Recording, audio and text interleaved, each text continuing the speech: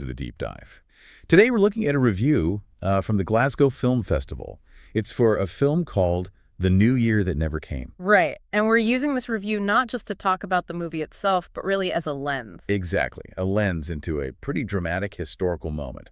Romania, December 1989. Yeah. Right on the edge of revolution. Yeah, it's a time and place maybe less explored in mainstream Western film, which makes this review quite insightful. So our mission here is to unpack what this review tells us about how the film portrays that chaos, that paranoia, and the human side of it all. And specifically through the eyes of ordinary people caught up in it. Okay, so let's set the scene a bit. For listeners, December 1989. Things were changing fast across Eastern Europe. But Romania under Ceausescu was maybe a bit different. What does the review remind us? Well, the review drops us right into that specific moment. December 89, communist Romania, Ceausescu still in power, but barely. The brink. Exactly. The review uses that phrase, on the brink of revolution. And it contrasts this, with the West getting ready for Christmas, that kind of jarring difference. And we know how that brink tipped over. The review mentions the outcome. It does. It reminds us this wasn't peaceful. Ceausescu's overthrow led to, significant violence, bloodshed. Started in Timisoara. Yes, the review mentions the protests starting there and then spreading, crucially, to Bucharest, the capital, which is where the film mainly takes place. Right, so that's the immediate context for the film itself, The New Year That Never Came. It's by Bogdan Murasanu, his first feature film, actually. Yeah, the review points that out, and it sets the film very precisely, just 4 days before Christmas, 1989, so Romania is absolutely teetering. And the focus is squarely on the people in Bucharest. Uh-huh. The review describes them as feeling disillusioned and scared. Captures that mood. And it reinforces that point about this perhaps being less familiar cinematic territory. Right.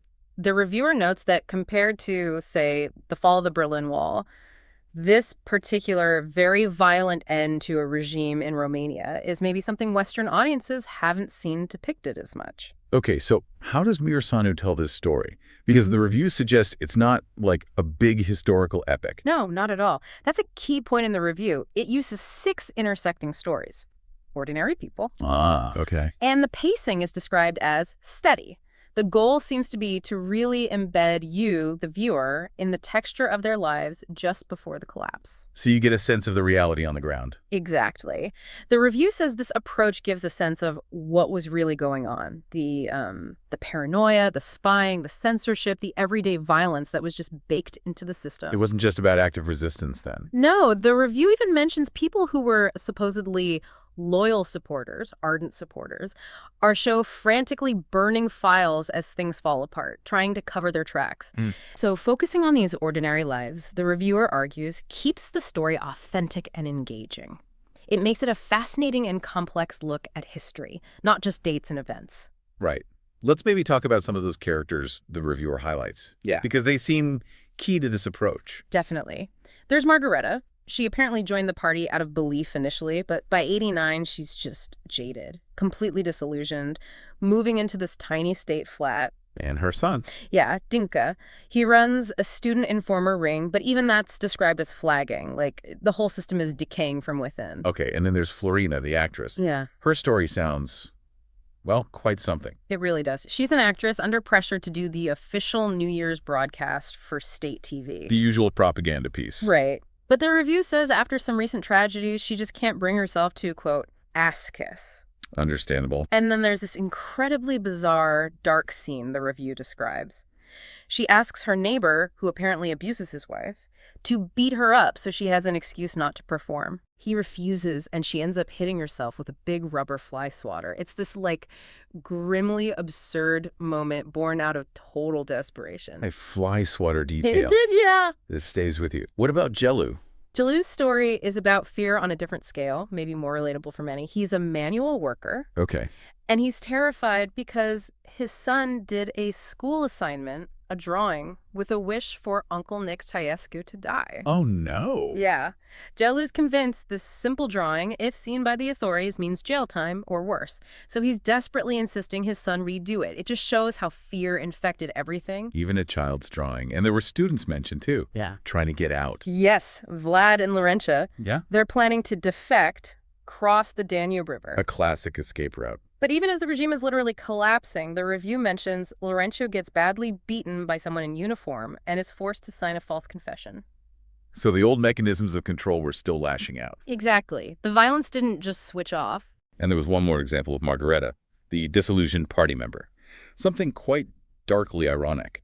Right. Later, the review notes she tries to kill herself using gas in her apartment. Oh, there. But she can't, because the government had already shut off the gas supply to her whole building. That's bleakly perfect, in a way. It captures that pervasive, suffocating state control right down to the most private, desperate moments. And I guess these examples really underline the reviewer's point about finding truth beyond just the dialogue. Absolutely. It's in what these characters don't say, as the review puts it. The fear, the resignation, the things done without words that communicate so much about living under that system. The review also touches on the film's look, the atmosphere. How is it described? Visually, it sounds quite stark.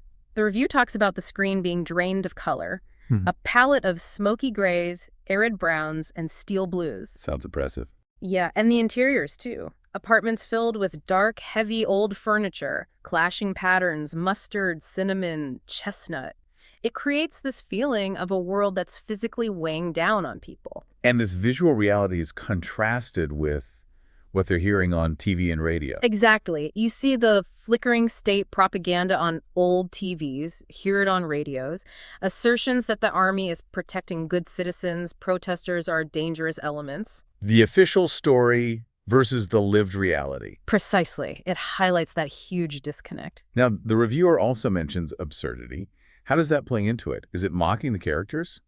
No, the review is careful to say it's not mocking them. Murasanu, it says, revels a little in the absurdity of the situation, but the target seems to be the regime itself. Okay. It's used to expose the ridiculousness of that system. I mean, think about the examples we discussed. Right, the fly swatter. The fly swatter, Jallou's panic over the Uncle Nick drawing, the gas being turned off, the pointless forced confession right at the end. They're not just weird incidents. No. The review suggests they reveal the illogical, often cruel, and ultimately bizarre nature of that regime as it crumbled. So how does the film tie all these threads, these individual stories, and the country's broader fate together at the end?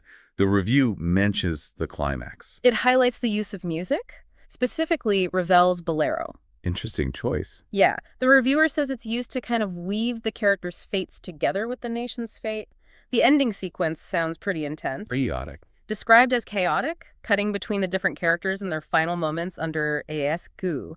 It's called a frenzied and violent bid for peace and prosperity, for freedom. Sounds like it mirrors the actual historical events. It seems so. Yeah. And crucially, the review mentions the film integrates actual archival footage from December '89. Oh, wow.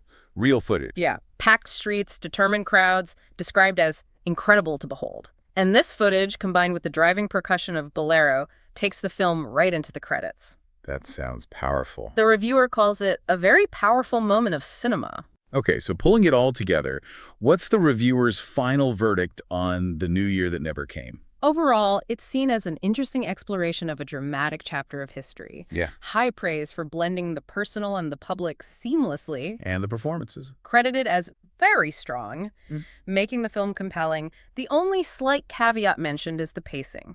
Too slow for some. Potentially, yeah. The review notes the steady pace might prove too slow for some viewers. But clearly, for this reviewer, it worked. It helped immerse them. So for you listening, what this review offers is a way into understanding the human dimension of a massive historical shift, using a film as a kind of guide. Right. It shows how even under crushing pressure, in the midst of chaos and, yes, absurdity, everyday life with its hopes and fears and small struggles carries on and, in fact, defines the reality of the time. It's a reminder that history isn't just abstract forces. Not at all. It's lived by individuals. It's the sum of all those personal stories unfolding together. Well, this has certainly been a fascinating deep dive, looking at a revolution through the prism of a film review. As you think about all this, here's something to consider.